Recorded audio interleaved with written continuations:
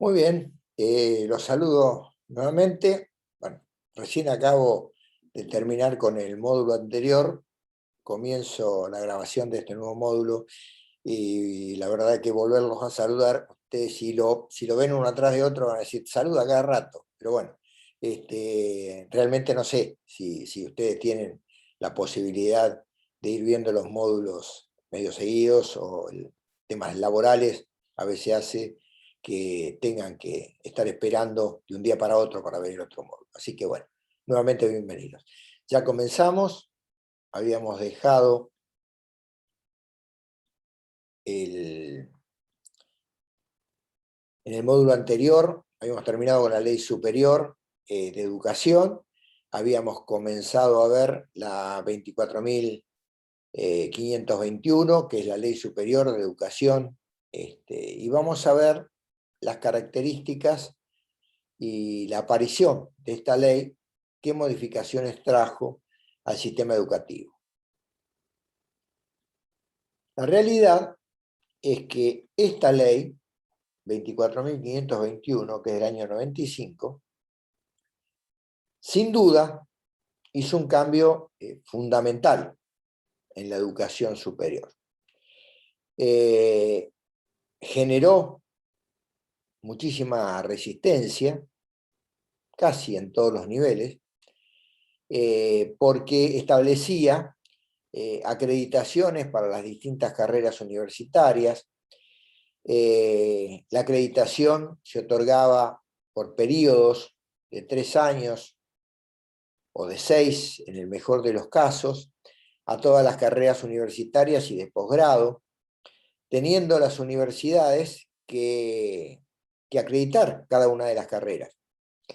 Se genera lo que se definió como carreras de interés público, a aquellas carreras que podían comprometer la seguridad nacional. Entonces el Estado determinó una serie de actividades que los funcionarios que intervenían consideraron que era de interés público, y otras carreras universitarias que no eran de interés público.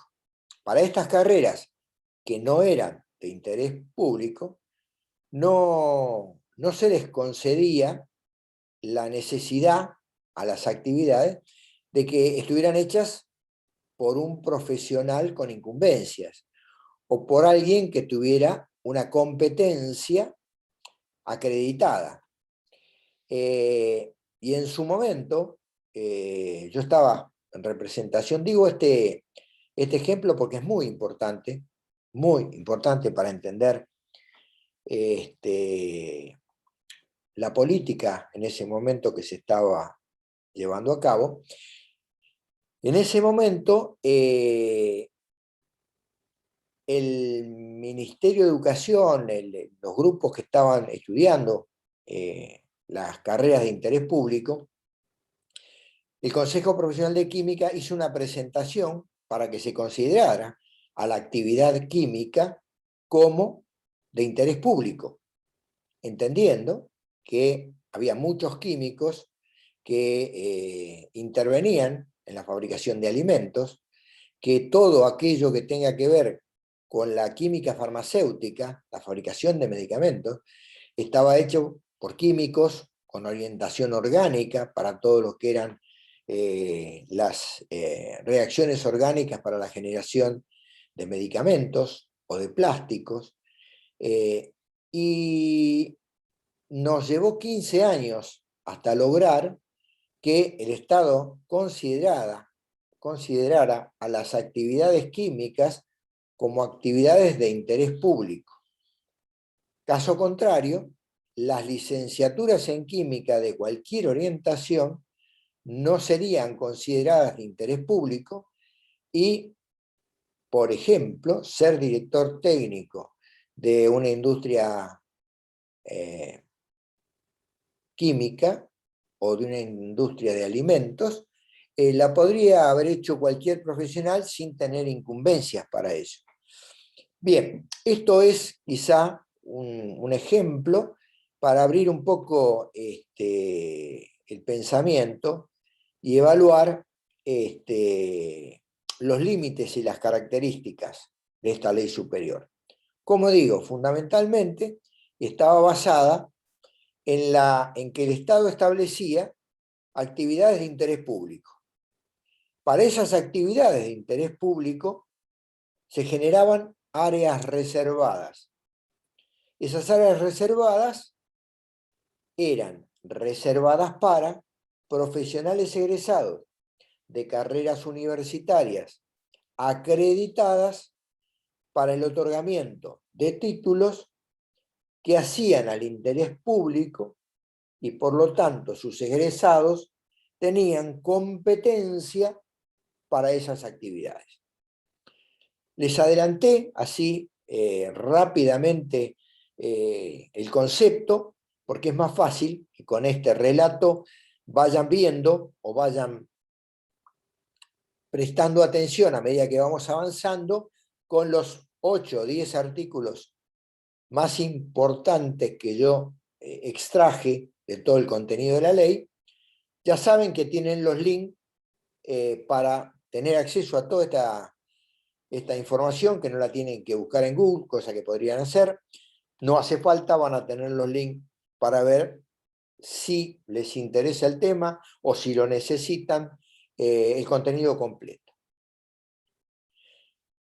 El artículo 25 de la ley, el primero y el segundo lo habíamos visto en otro módulo, que eran los importantes, el resto son de forma. Todos tienen su importancia, pero a lo que hace, a lo que ustedes necesitan y yo quiero transmitirles, podemos llegar hasta el artículo 25. El Consejo Federal de Cultura y Educación, aquí aparece Consejo Federal de Cultura y Educación. Es un ente que depende del Ministerio de Educación y que entiende en esta área de la educación superior. Acordará la adopción de criterios y bases comunes para la evaluación de los institutos de educación superior, en particular de aquellos que ofrezcan estudios cuyos títulos habiliten para el ejercicio de actividades reguladas por el Estado. Aquí aparecen actividades que no van a estar reguladas, y eso significa que no hace falta tener una capacitación especial para ejercer esa actividad, y por otro lado, que los profesionales que hayamos estudiado, en particular esas materias, tengamos que competir con idóneos. Y por último, que comprometan de modo directo el interés público. Este interés público, como en la mente de cada uno de ustedes se estará preguntando, ¿qué es de interés público? ¿Ser jardinero es de interés público? Y quizás no. ¿Ser músico, tocar en una banda, es de interés público? No. Entonces cualquiera puede ser profesor universitario de guitarra. Y sí, porque no es de interés público. Bien, este es todo un tema de discusión. Pasa por la presentación de documentación, por el acreditar que una determinada actividad es de interés público, o tomar aquellas cuestiones que son ya declaradas de interés público y abocarse a ellas. Corresponde exclusivamente a las instituciones universitarias otorgar el título de grado, de licenciado y título profesionales equivalentes, así como los títulos de posgrado, de magíster y doctor.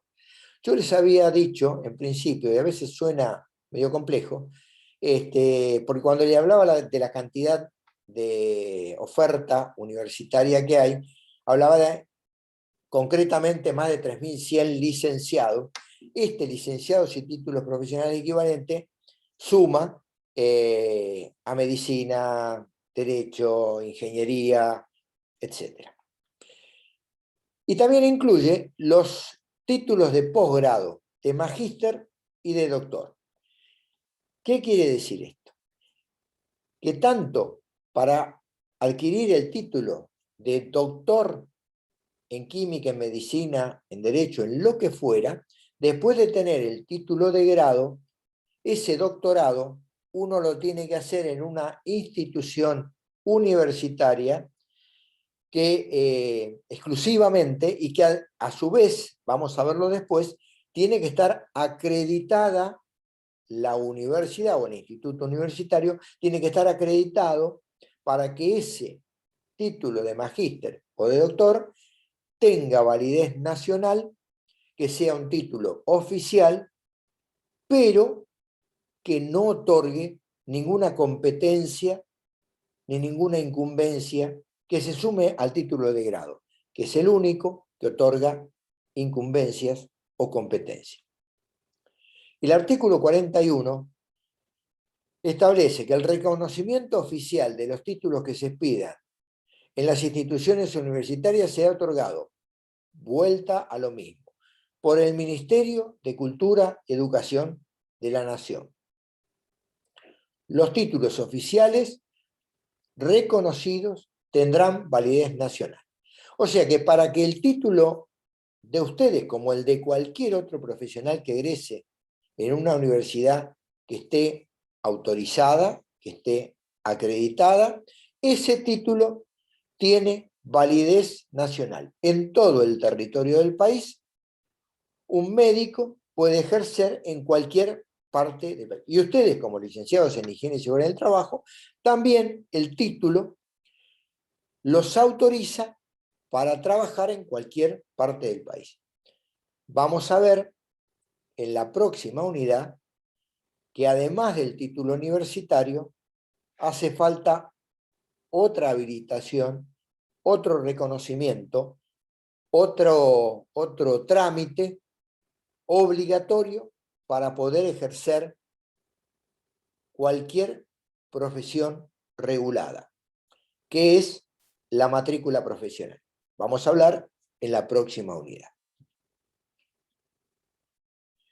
Y el artículo 42 dice que los títulos con reconocimiento oficial, los que habíamos leído anteriormente, certificarán la formación académica recibida y habilitarán para el ejercicio profesional respectivo. Fíjense, habilitarán para el ejercicio profesional respectivo en todo el territorio nacional, pero, aclara, sin perjuicio del poder de policía sobre las profesiones que corresponden a las provincias. El poder de policía de las provincias para con las profesiones de grado lo ejercen generalmente a través de los colegios o consejos profesionales a los cuales las provincias, por una ley, le delega este poder de policía. Me adelanto un poquito porque así después se van a ir acordando cuando vayamos al tema, que ya estaba dicho en la ley de educación esto de que el título habilita, pero no alcanza para ejercer la profesión. Después vamos a ver por qué importancia tiene la matrícula, para qué sirve la matrícula, y por qué la provincia delega en los propios colegas el manejo de la ética profesional, de la aplicación de sanciones, del control de la actividad de que se trate. El artículo 43, está todo en negrita porque todo tiene su sentido, dice: cuando se trate de títulos correspondientes a profesiones reguladas por el Estado,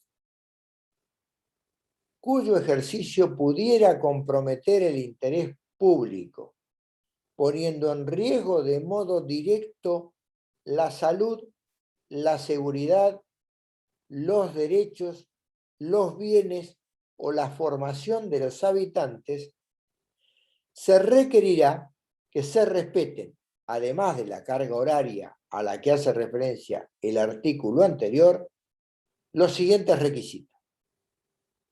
Y nos detenemos un momento acá, porque este artículo 43 de la ley 24.521, en este artículo particular es la que cambia casi totalmente la forma de educación superior, los trámites de las universidades, el valor de las carreras universitarias con o sin incumbencias, etc.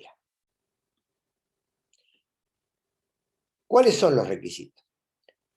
A. Los planes de estudio deberán tener en cuenta los contenidos curriculares básicos y los criterios sobre intensidad de la formación práctica que establezca el Ministerio de Cultura y Educación en acuerdo con el Consejo de Universidades.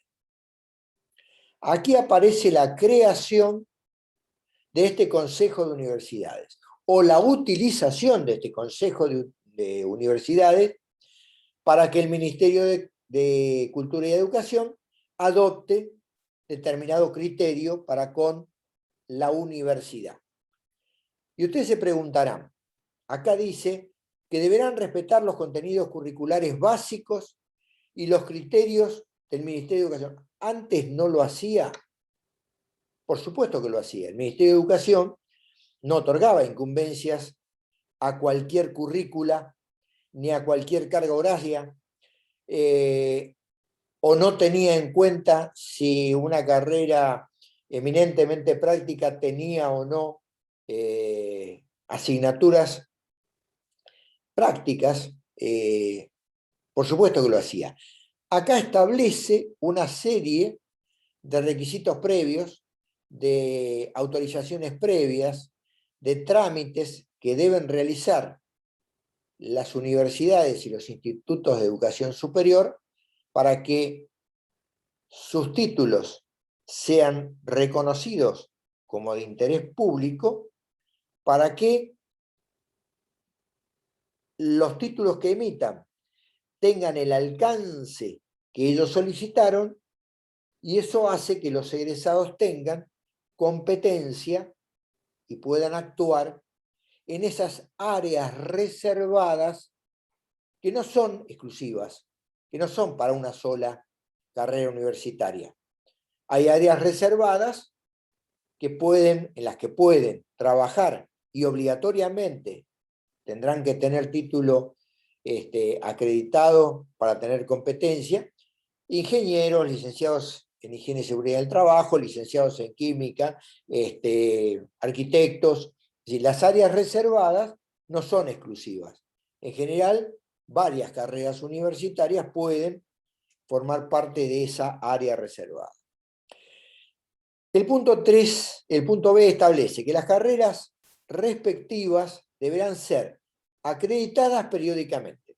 O sea, antes, el Ministerio de Educación habilitaba a una universidad y esa universidad estaba habilitada. En principio, las universidades privadas se las autorizaba por un periodo, que creo que era de 6 años, y esos 6 años debían estar controlados, fiscalizados por el Ministerio de Educación, y si cumplían con todo lo que se habían comprometido, al cabo de 6 años tenían una autorización permanente.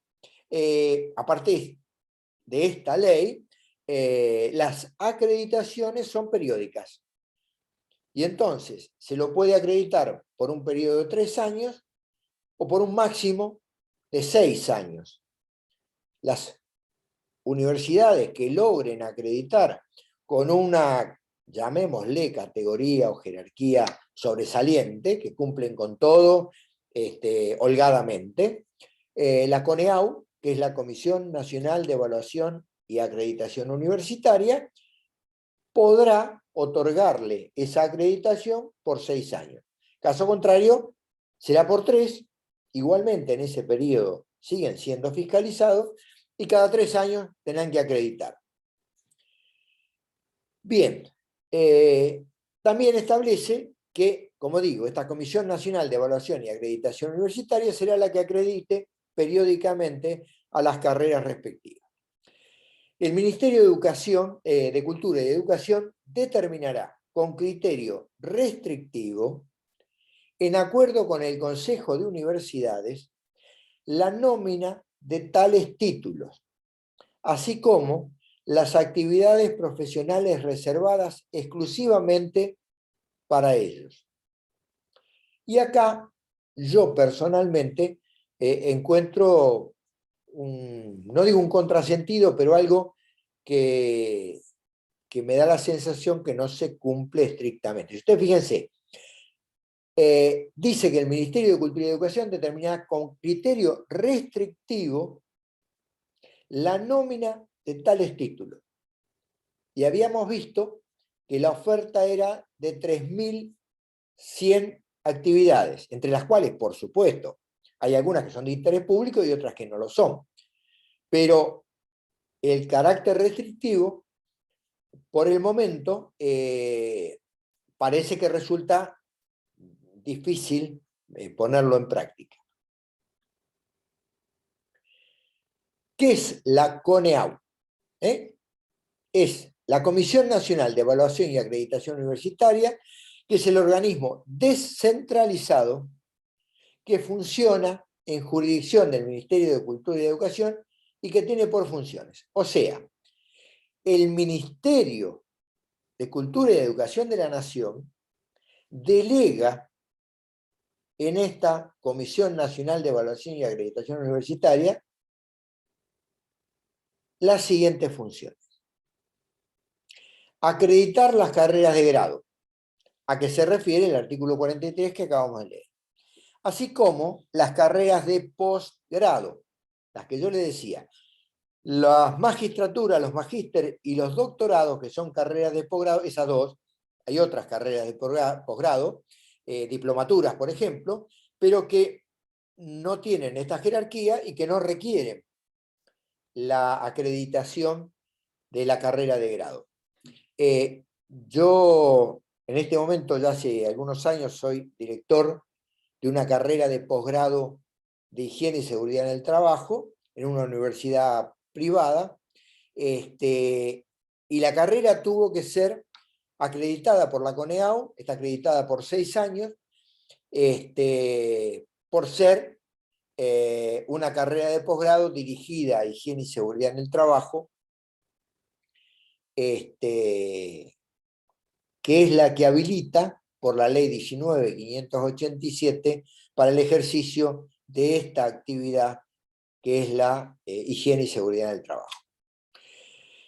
Reitero, porque ya me distraje en el medio. Acreditar la carrera de grado, las carreras de grado a que se refiere el artículo 43, así como las carreras de posgrado, cualquiera sea el ámbito en el que se desarrolle, conforme a los estándares que establezca el Ministerio de Cultura y Educación en consulta con el Consejo de Universidades. O sea, el Ministerio de Cultura y Educación tiene la potestad. Consulta con el Consejo de Universidades a ver cuáles serían los estándares necesarios para que una carrera de posgrado sea declarada de interés o sea válida en el ámbito nacional, y es la CONEAU la que debe controlar y auditar que esos estándares se cumplan en las universidades que solicitan autorización para emitir títulos de posgrado. Un simple comentario aquí, universidades provinciales. Hemos venido hablando, y la verdad es que hasta hace algunos años las universidades eran casi con exclusividad nacionales o privadas. Hace algunos años han aparecido, hasta donde tengo noticia, hay 4 o 5 universidades provinciales. En la provincia de Buenos Aires hay una universidad, en San Luis hay otra, en Córdoba hay otra universidad provincial. Y bien, esta ley también establece algunas características que definen a las universidades provinciales que dependen de la provincia en toda una serie de aspectos. No puse los artículos correspondientes de esta ley, que establece que la provincia se tiene que hacer cargo, tiene que brindar todos los recursos necesarios para que se lleve adelante, tiene que proporcionar todos los recursos para que los docentes se capaciten y se mantengan actualizados. O sea, le impone a la provincia, también le impone a las universidades privadas una serie de requisitos. Las universidades privadas tienen que ser entidades sin fines de lucro, establecido por esta ley. O sea que tiene que depender, toda universidad privada tiene que depender de una organización sin fines de lucro, generalmente, no siempre, pero generalmente son fundaciones, y aquí se establecen las características para que el Ministerio de Cultura y Educación de la Nación autorice el funcionamiento de una universidad provincial. Leemos: los títulos y grados otorgados por las instituciones universitarias provinciales tendrán los efectos legales previstos en la presente ley, en particular los establecidos en el 41 y 42, cuando tales instituciones, requisitos necesarios, hayan obtenido el correspondiente reconocimiento del Poder Ejecutivo Nacional, el que podrá otorgar, previo informe de la Comisión Nacional de Evaluación y Acreditación Universitaria, siguiendo las pautas previstas en el artículo 63. ¿Qué quiere decir? Que en la realidad una universidad provincial debe cumplir con los requisitos que cumple una universidad privada, y que es la CONEAU, la Comisión Nacional de Evaluación y Acreditación Universitaria, la que fiscalizará y autorizará al Ministerio de Cultura y Educación, o dará su veredicto para que el Ministerio le dé reconocimiento a esta universidad provincial. El punto B dice: se ajusten a las normas del capítulo, o sea, además de este reconocimiento, se ajusten a las normas del capítulo 1, 2, 3 y 4 del presente título, en tanto su aplicación a estas instituciones no vulnere las autonomías provinciales y conforme a las especificaciones que establezcan las reglamentaciones. Dice que además deberán cumplir con todas las reglamentaciones necesarias, que además otorgarán títulos que, como decíamos antes, esos egresados deberán estar matriculados según las leyes provinciales que rijan en el distrito de que se trate, para poder ejercer la profesión. Bien. Artículo 76. Cuando una carrera que requiera acreditación no la obtuviera una universidad, que el CONEAU dice no la acredito porque no está en condiciones. La Comisión Nacional de Evaluación y Acreditación Universitaria dice no se lo acredita. A su vez, luego de esto, esta comisión puede recomendar que se suspenda la inscripción de nuevos alumnos en la misma. O sea, la CONEAU, además de acreditar, tiene la potestad de recomendar que el Ministerio de Educación suspenda, si tuviera, la habilitación para el funcionamiento de la universidad. Y en tal sentido, lo que se hace es decir, a esta universidad no se pueden inscribir nuevos alumnos. Después dice que se deben respetar los derechos de los alumnos. ¿Qué ocurre si una universidad que está gestionando su acreditación no acredita, y hay alumnos que ya han cursado materias en el primero, en el segundo, en el tercer grado? Pues bien, tendrán que hacer algún trámite frente al Ministerio de Cultura y Educación para que sus derechos, o sea, lo que han cursado en esa universidad que no está acreditada, les sea reconocida en otra universidad que sí lo esté, para poder concluir con sus estudios. Aquí finalizamos con la unidad 2 y a continuación, con esta parte de la unidad 2, y a continuación vamos a pasar a la unidad 3. Cerramos, como digo, la unidad 2 y bueno, para esta misma semana en esta semana van a tener, como dice el cronograma, la unidad 2 y 3. A continuación podrán ingresar a esta unidad 3. Muchas gracias.